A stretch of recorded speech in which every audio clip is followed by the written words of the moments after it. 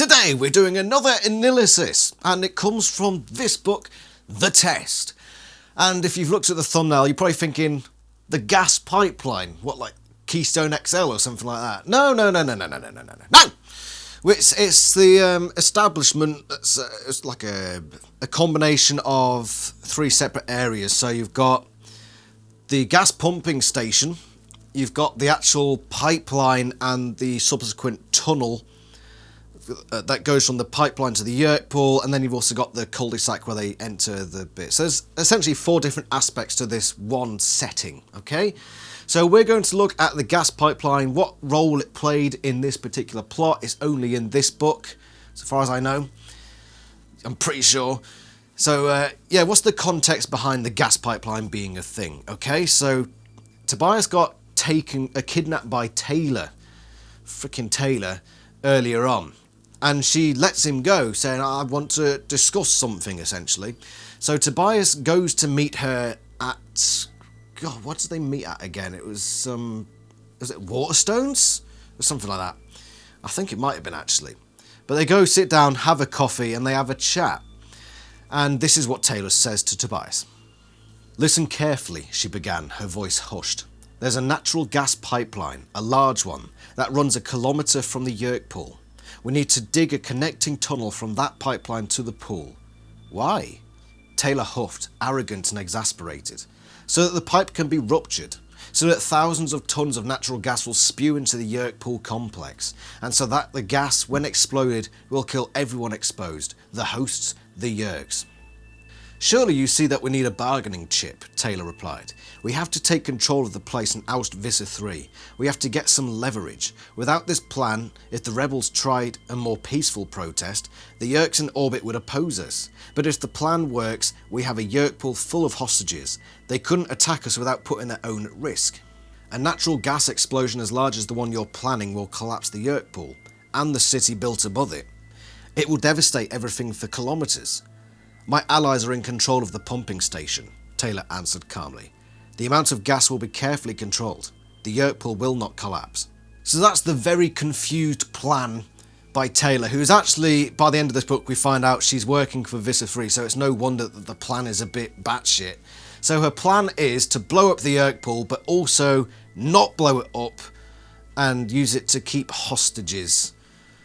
So Tobias is obviously confused, the readers are all confused, it's a tub of confusion that we're all soaking in for hours and hours and hours. The plan is essentially that there's this big pipeline, so if we picture, I don't know, so this is the pipeline going up here. The yerk pool is this picture here, this bit of artwork here, okay? So it's about 1 kilometre distance there. And what Taylor wants is for the animals to come in here and dig a tunnel from there to there, so that by the end she can blast a hole in this and then that will all spew into there. So that's essentially the plan. But she doesn't want to do that, I think.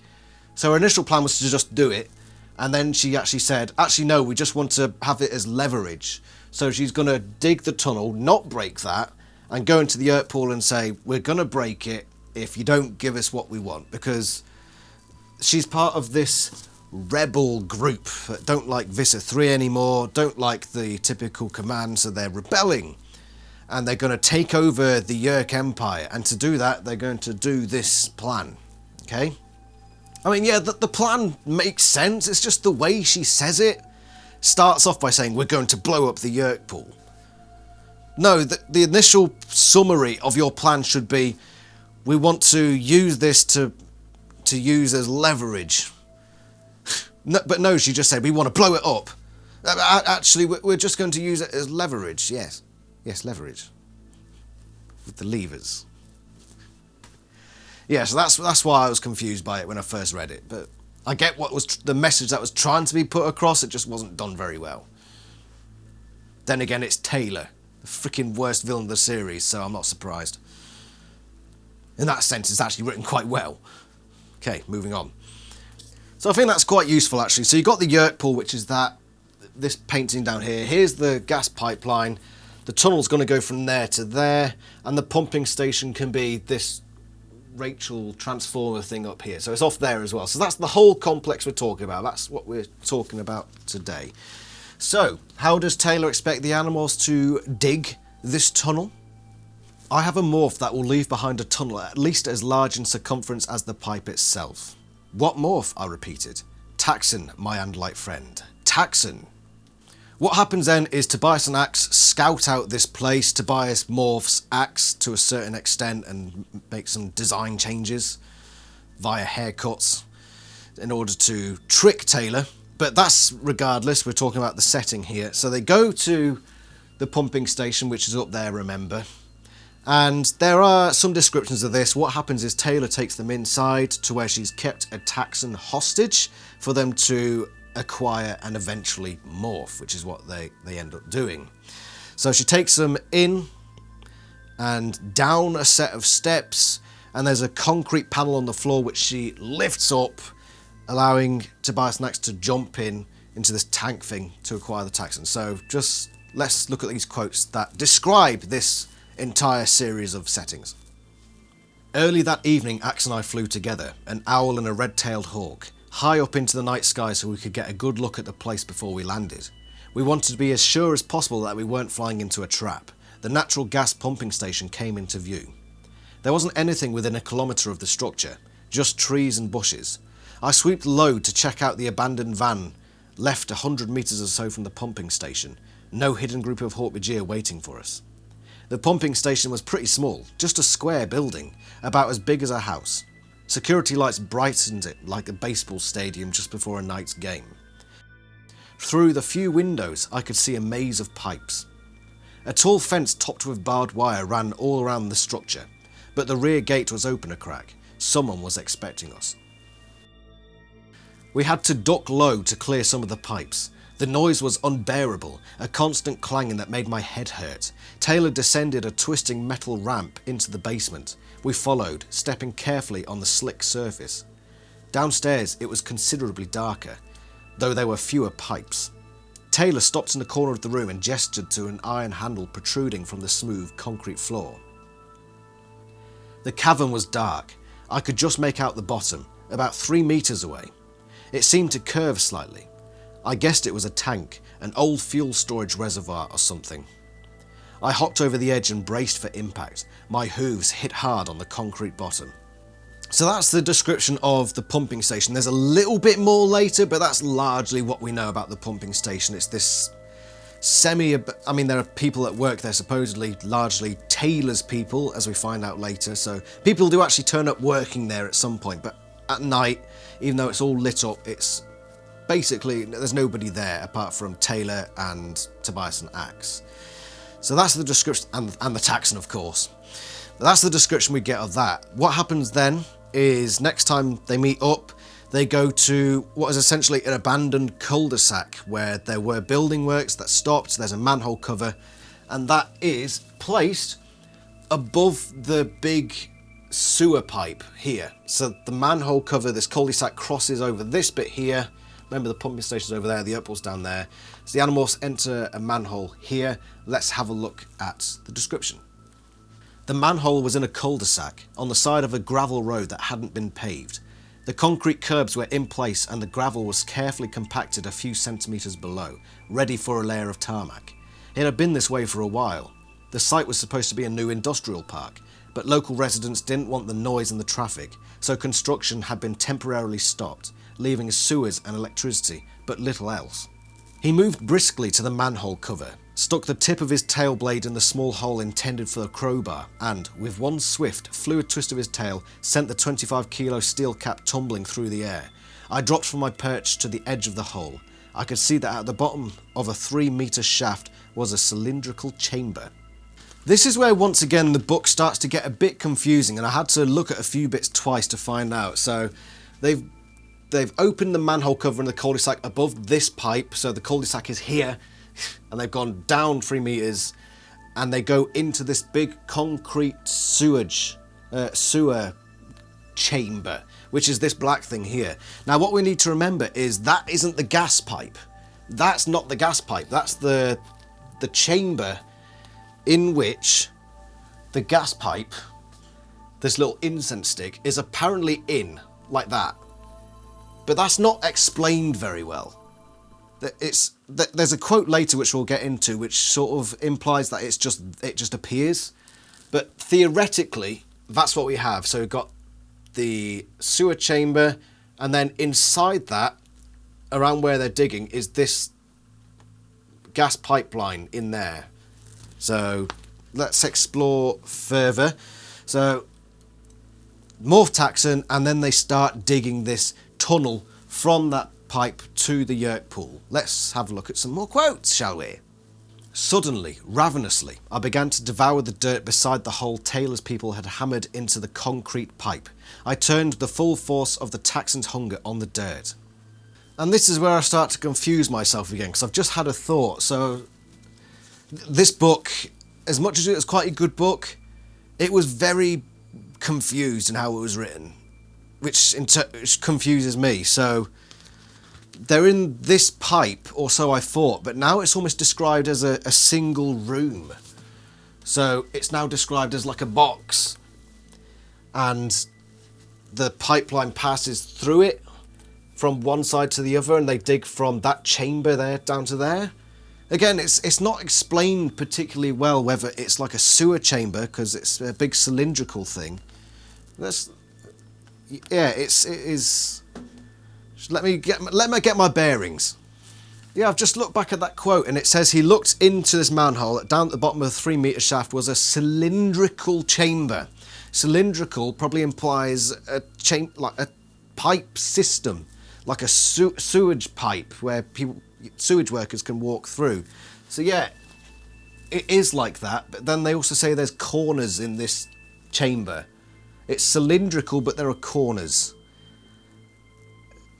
It's very confusing, and it may look like I'm confused myself, but I have actually I've read all this stuff like yesterday and done my research, and I'm still confused. Still very confused. Who wrote this one again? Was it Hark? Was it? Well, no, it was Ellen Giroux, who plot is not her strong point. Put it that way. And this is another example of it where it's just a bit confused and not very consistent. But regardless, so what happens next? Yeah, this is, from what I saw, from what I read through, and I did read through it again, this is the first mention of the steel gas pipe that's going through the bigger sewage chamber. So this is the first mention of it. Did you like it, Anderlight? The voice came from the far corner of the chamber where the gigantic steel gas main intersected it. Taylor leaned against the pipe. Yeah, so once again, it just confuses things a bit. So she's in the corner of this cylindrical chamber, and then suddenly we're introduced to a steel pipe, which we can imagine is intersecting somehow. Yeah, Ellen Giroux, you're a good writer, but the plot construction isn't great here, because you can't just throw that in there and expect us to know what's going on. This chamber is a freaking mystery up here, okay? Pumping station's alright, Yerk pool's alright, but this bit in the middle, who the fuck knows what's going on there? But anyway, what happens then is Tobias and Axe take it in turns to dig down to the Yerk pool. And most of it is just a long tunnel, right? But then something weird happens in the middle, because Axe goes a bit weird, okay? So let's have a look at that quote. I flew a long way, maybe half a kilometre, until I came to something strange. The tunnel became something else, something expanded, a hollowed out space, a large cavern room. Like maybe Axe had gone nuts and circled up and down 10 or 12 times. When my eyes adjusted, I saw what a strange place the cavern was. It wasn't square or round or ovoid, nothing normal. It was an undulating, chaotic intersection of many different smaller tunnels. So now what we've got is all this, and there's a straight line going, what they've dug from there to there, but in the middle, half a kilometre in, there's this big wacky bit. Just a bulge in the tunnel. So, yeah, I'm describing the place, so those little details are actually, relevant here. So, yeah, that little bit in the middle. And then Tobias continues digging, and if that's half a kilometre in, and he digs a bit further, probably looking at near a kilometre from the pipe to the Yerk pool. which is what Taylor said at the start, so she wasn't lying about that. It is roughly 1 kilometre from the pipe to the yerk pool. Excuse me. So Tobias continues to dig, and eventually he gets to this point here. So we're going to describe the end of this dug tunnel now. Soon there were more and more rocks in the dirt, small at first, then larger, bigger than even a Taxon could swallow. I pushed the rocks aside and continued until I hit a smooth, continuous surface, probably the remnants of an old building foundation. I tried to go around. It curved up and up like the crest of a dome. Then it hit me. I'd reached it. I'd found the yerk pool. I continued along the surface until it became almost flat, and I found what I thought was the top. Taylor said that we would strike fairly high. I never guessed we would strike at the centre. I opened my Taxon mouth wide, full capacity. I swiveled my teeth so that they scraped the concrete like a drill. 100 teeth screeched across the stone. I gnawed deep into the shell of the dome, a hole a metre or more across and almost as deep. My body felt heavy and ill, and at last I saw a flicker of red light. So just as we come to the end of this yerk pool here, the tunnel comes up and over the crest of this dome, and then they dig the hole roughly at the top. Not right at the top, because as we know from previous books, there is an actual hole at the top where ships can come in and out. So it must be near the top of the yerk pool. So the tunnel goes down, opens up a bit in the middle, comes down further, and then comes forward and around, and then there's the hole there. Okay? So what happens next? Taylor backstabs the Animorphs, of course, and then runs all the way back to the big pipe where we've got the intersecting gas main, and then she blows a hole in it. Taylor blew a hole through the metal, and in an instant reality changed. A pressure wave of natural gas shot from the pipe. It ripped across the chamber and sent us tumbling through the air. Taylor, me, the others. So now this whole system is just flooded with natural gas, and were the plan to continue as Taylor wanted, it would have all come straight into the yerk pool, filled it up and killed everyone inside.